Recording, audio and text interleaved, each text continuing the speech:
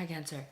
I got a stomach bug that completely fucked my shit up for like 2 days. So yeah, that's why I look like this. This is the shirt I wear. It's from RevFam. When I want to feel, you know. Okay, Cancer. We're gonna go through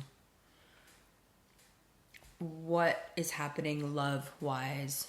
If you're with someone, what's happening? If you're single, what's happening? If you're in some weird situationship. And then we're going to end. And then in the extended, we're going to do career and money. We're going to do a little bit about just work in general, not so much career and money, but like work ethic. And then we're going to talk about mental and physical health. And that takes up most of my notes. December, especially for you, starting on the 13th onward, is really when this reading is for.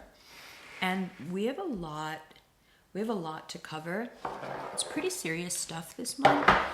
And it makes sense. We have the sun moving, at least for Cancer rising, into Capricorn in a few weeks. So things are getting very consequential. Okay, so let's begin. Now, Mercury retrograde begins in Capricorn on the 13th of December. So for Cancer rising, so Mercury entered Capricorn on the 1st of December. For Cancer rising, Mercury retrograde will be in your 7th house, that being Capricorn. And on the 23rd, it will retrograde back into your 6th house. So Mercury will be in Capricorn for Cancer Sun. Mercury is in Capricorn, and then it will retrograde back into Sagittarius. So what does that mean? That means that there are bouts of extreme clarity on the way.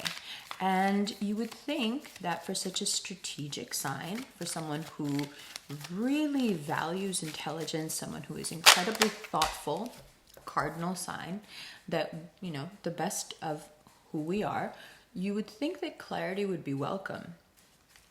But unlike all the other cardinal signs, clarity can be Cancer's enemy, because so much of what we are able to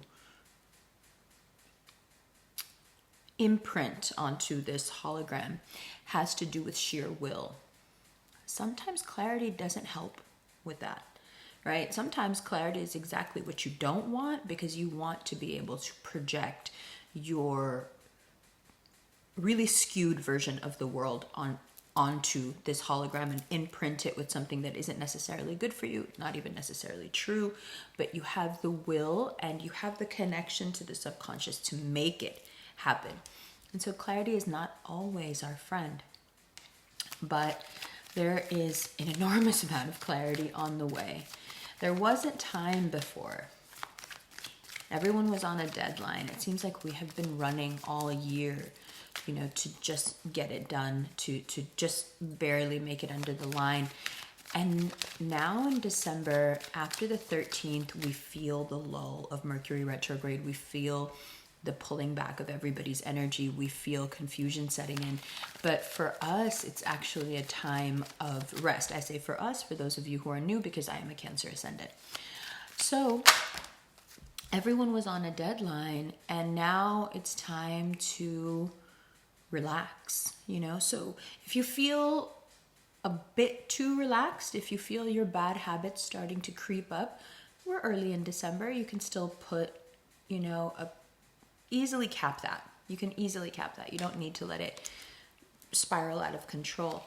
But in this time of relaxation and thoughtfulness, there are things about relationships, there are things about living together, sharing finances, extended family, that the clarity will come in those aspects of your life. And that clarity can generally lead to some unpleasant situations, because depending on, you know, what side of the spectrum you're on, you may feel incredibly betrayed, you may feel used, you may feel like your needs are constantly neglected, which in and of itself is a form of betrayal. Now that you have the space and time, right, don't be afraid of it turning into the Five of Wands. These are conversations that you and your partner have been putting off for quite a while. And we know why your partner's been putting off the conversation, because who wants to talk to us when we really need to have a talk? Nobody. But avoiding accountability altogether because you don't want the Cancer to go in on you is not a good strategy, because we've got the mind and the time now. Mercury retrograde in Capricorn, we have a lot to say, and I think we've been waiting for receipts, and we get those receipts. So for some of you, you know, you begin the conversation, you don't really want it to be a fight, you don't really want to rehash the past, but you also are fully aware that you don't want to go into the holidays feeling this way. Like, this sucks. You know, I know you didn't want to have the conversations before. I know you didn't want to talk before. I know you didn't want to, you know, get into the nitty gritty of what it means for us to be together. But there are traditional, institutional aspects of this that are being left out. You know, perhaps you feel like you're not getting the money you're owed, or you're not getting the help you're owed if you have kids. Perhaps you feel like I said, that your needs are being neglected, that someone else is getting what you should be getting from this person. This is the time to really be unafraid and, you know, be as traditional as you really are inside about what you want. Sometimes Cancers have the ability to play like we don't want something traditional because we want to fit in, because we want to be like everybody else, but we are, you know, the Hierophant here is saying you are a very traditional person. You do have very traditional wants and needs. So it is okay for you to broach this subject with someone that you're already sharing a life with. Okay, now we're going to talk about Venus in Scorpio, which is going to lead us into talking about single Cancerians. So if you're single, you're in a situationship, you don't know where you stand, you're not in a committed relationship, let's talk about that. Not that this doesn't apply to you, because even if you're not in a committed relationship, we are just committed in general. So you may also feel like having these conversations with someone who is not obligated to you in any way, and I wouldn't suggest that. Even if you feel it, I wouldn't suggest it, because putting those expectations, those criticisms on somebody who has not committed to you is the easiest way, one, to look like an idiot yourself, but also, you know, you're opening yourself up to being embarrassed by somebody who's going to turn around no matter what you say and say, okay, well, we have no ties, so I don't know why you're talking to me like this. I don't know about you, but I will do a lot to avoid some embarrassing shit like that. So let's talk about Venus and Scorpio. Venus moved into Scorpio yesterday, which is when I was supposed to do your reading, but I was throwing up. Sorry. TMI. So Venus moved into Scorpio yesterday. What does that mean for us? For us, that's love, it's romance, it's flirting. Cancer rising I'm talking to now. And, you know, with Venus and Scorpio now, it's opposing Jupiter and Uranus that are both in Taurus. And they're in the 11th house. So what does that mean? You want intense feelings.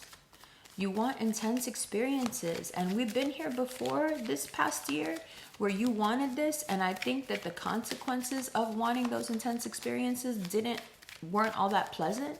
So just keep in mind the last time that you felt like this, what happened. I'm talking about this year. I'm not talking about any other years. Okay? These intense experiences, these feelings, you know, they come with a price tag right now. They're not just free. Everything right now that you allow to happen because you're just like a junkie for that experience, you're chasing that high, it's gonna balance out with disappointment and pain later. Because you are not making stable, smart moves. You are not making moves that have to do with longevity if you're chasing intense feelings and intense highs. You just want to feel something. If this isn't what you want to feel, take great care in what you're trying to balance this out with. Because this is what you're left with when you're not talking about commitment, when you're not talking about serious shit, when you just want to feel something, this is what you're going to end up feeling. Disappointment, regret, And it's late in the month during the holiday season, and I really don't think you want that, and I don't think you can handle it either. So if you can be cool and detached, then do whatever you want. But if you're kidding yourself about being cool and detached, and really what you are is attached and in love or whatever, you have so many things to look at. Because why are you attached and in love with someone who doesn't love you? Why are you attached and in love with someone who's giving you intense feelings and then bounces on you? Why? I'm sorry. I really apologize. When this card comes up, I always know that it's the cards. These are my cards, right? So this is my card's way of speaking to me. Like, okay, you're being a bit of harsh. You're being a little bit kind. You're being a bit of harsh. But honestly, it's because I care about you. And what I see coming, I care about you. I care about myself. The intensity is wonderful, but the pain and instability in the following weeks, I'm sorry, it just does not seem worth it to me. Don't commit. Don't commit to anyone making you feel like this right now, because this person is not a serious person. Because think about what you're looking for from them. You're looking for a high. Because if you weren't looking for a high, you would be over here. That's why I said we're going to break it down in two different ways. Because if you weren't looking for a high, you would be over here like either trying to lock this situation down and trying to talk like with good reason about how you need to be together, you need to be stable. But if you're not trying to have any of those conversations and you're still trying to have intense feelings and experiences with this person, you've let them know that you're not serious to begin with. So they don't have any obligations to you, but you are serious. See, this like duality, the only person it hurts is us, because you are serious, because you do want to be having these conversations that Cancers who are established in a relationship want to have, but you can't. Because you're not established in a relationship. So if in your head, the way that you reason this out is that, oh, you're just going to have the intense experiences, the intense feelings, and later you'll deal with whatever, you could fuck around and then you absolutely will find out. If it's unexpected, if it comes out of nowhere, if this is someone coming back around that you definitely thought was never coming back around, you need to go as slow as possible. If it's unexpected, you need to go as slow as possible, because the boundaries around this are just not there. And so let's talk about it, because this has to do with loneliness, right? You're getting to the end of the year. There's a sense of desperation here. New Year's Eve is coming up. First of all, New Year's Eve is a lie. It's not New Year's Eve. It's literally nothing. This is an arbitrary day. And let's not kid ourselves, especially with Mars also in Sag. Let's not kid ourselves about your nature. You can be honest with yourself about who you are and what you really want, or you can keep pretending to be somebody who's a good time person, and in it for the good time, and you're not going to feel nothing later, and you're not going to get attached. You're going to be detached and just enjoy the intensity, and that's it. And it's not going to make a difference to you later. You're not even going to care. If you can do that, do it.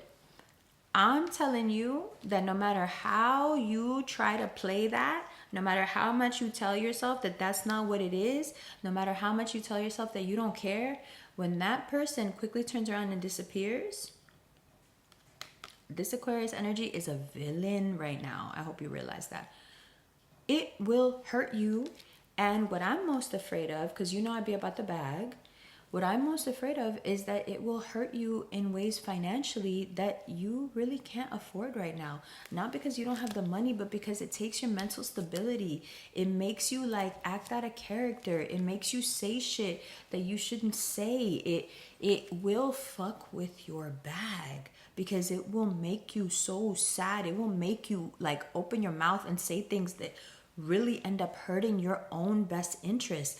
Because once that intensity of feeling bubbles up in you, no matter how much you want to try to play like you don't get attached to that. You will.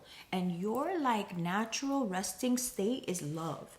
So when you have those intense moments and feelings and experiences, you know you're going to bond with that person. You know you're going to weave these bonds of love. So when they turn around and are just flippant and dismissive with you at the end of the month, lying to you, making you crazy. You know, I saw a meme, it was like, started to like a dude and now I'm mad at 7 a.m. sharp. Please, like that was so accurate that I put my phone away. I was like, ugh. Like just, it's so fucking true. Like things could be absolutely fucking fine, normal. The second you start liking somebody, like literally you're furious at 7 a.m. sharp. Like because, but these are all things that are, these are all experiences and feelings that you have within the boundaries of a relationship. When you start feeling that way outside of a relationship, outside of commitment, you are feeling these things on your own, and you're going to have to deal with the consequences of these things on your own. That's my issue. That's what bothers me, is that if someone has the wherewithal, the guts, you know, the bravado to get into these experiences with you, but then as soon as it gets serious, they're just out. First of all, they're going to tell you, I told you this before. I told you this before we started fucking around. And you're not going to be able to say anything to that because you're going to go along with it at first. So what I would suggest is either you don't go along with it and find ways to mitigate your loneliness. Because whenever a Cancer says to me, I'm lonely, it immediately makes me think of like the 10 things that they have on the drawing board that they could get done that would make them money, that would bring them more people around them. You have more than enough resources within your own mind and on your mood boards, in your planners, you know, in your inspiration notebook. You have more than enough to keep you company for years. This craving that you're having for these feelings, I don't actually think it's loneliness. I think it's an avoidance of self. I think to open that notebook and to carry out one of the things that you've been dreaming about doing or put something in motion requires you to first be honest with and talk to yourself and face yourself. And I think that you would rather use these experiences, no matter how toxic they are, these connections that aren't real, no matter how toxic they are, I think you would rather turn your focus to that than turn your focus to yourself, because you will have to accept some uncomfortable truths. Now, what those truths are, who knows? Everyone is different. But the lack of accountability with self is something that's mirrored here in the Cancerians that are with someone who are having to have this conversation with their, you know, with their other half. You, I think, should be having those conversations with yourself. You know, I think that's what you're actually avoiding by doing all this, because Cancers are having these conversations. So if you're single, maybe it's like you want to get into a relationship so you can have these conversations, but this is not the time for a single Cancerian to be getting into a relationship. To be perfectly honest, Cancers who are with someone are very much avoiding accountability because it's the only way they can stay together right now. So you definitely should not be looking at anybody to be anything long term right now. It's just, it's not the right energy. It's not, but it's so, the feelings are so strong. The desire is so strong. The fuck shit that comes out of nowhere and invades your life is so compelling, charming, beautiful, whatever, that this is a test for you that you have to pass. And the test is simply, do you love yourself enough? Do you love yourself more than your need for these experiences? Do you love yourself enough to wait till someone gives you what you actually need? Do you love yourself enough to stop neglecting yourself and stop inviting experiences into your life that ultimately leave you with that feeling of neglect? This is the focus. It's a bit more intellectual than fucking some guy. You know what I mean? I get it. But the consequences of that, of the meaningless, like, fuck shit, are so dangerous to your mental health right now. And not even, let me not say mental health, I mean your feelings. It's dangerous for your feelings. You can get really hurt. And because you're so good at hiding when you're hurt, I think sometimes you even play it off to yourself. Like, oh, I'll be fine. I'm not even really that hurt. But then when you're by yourself and you're sick and you're throwing up and it all comes back. Very much, it all comes back and it hurts like shit. And the thing that's really bothering me out of everything is these two And then the bottom of the deck. And the six of cups as well. This is what's bothering me. What's bothering me is that you have obligations to yourself. And I don't think that this stupid shit is worth fucking with those obligations, especially if you have kids. I just don't think it's the right thing to do. I think we need it. I think that we're lonely. I think that we're sad a little bit. I think that we could definitely, use a little love. But also we're smart enough and old enough to understand what isn't love. Don't pull the wool over your own eyes just because you're feeling weak, is what I'm trying to say. I could have just summed up the whole reading with that. Especially when you have really, like, for real, important goals and important people in your life that you can't just abandon because you want to feel something. And if you're thinking, well, damn, I'm not going to abandon everything just because I want to go, like, fuck around on the side. I know, but it's because you don't, like, the astrology of this is these scales are going to balance out. And when they balance out, Venus and Scorpio just is not... It's always this double-edged sword. It creates such intense passion, and there are such expansive moments in these transits where you have Jupiter and Taurus opposing Scorpio. Like, it's very intense, but I think within this intensity has to be some regard for self, and not the typical regard for self that you have where you're just like somewhere here on the list and everybody, like, including whoever this fuckface is, like, is here. No, I mean, like, you being at the top of that list and being like, okay, well, I feel like this and this and this, and I want to do this and this and this, but I have all this stuff over here that I've worked for. I have all this stuff over here that is depending on me and that I love. I made this. I built this. Is it worth it? Because this is where you are. We're going to talk career and money now. This is where you are. And this requires, it requires sacrifice. It requires intellect and sacrifice. But career and money we'll get into in the extended. I am going to take some medicine and take a nap, and then I will be back. Love you.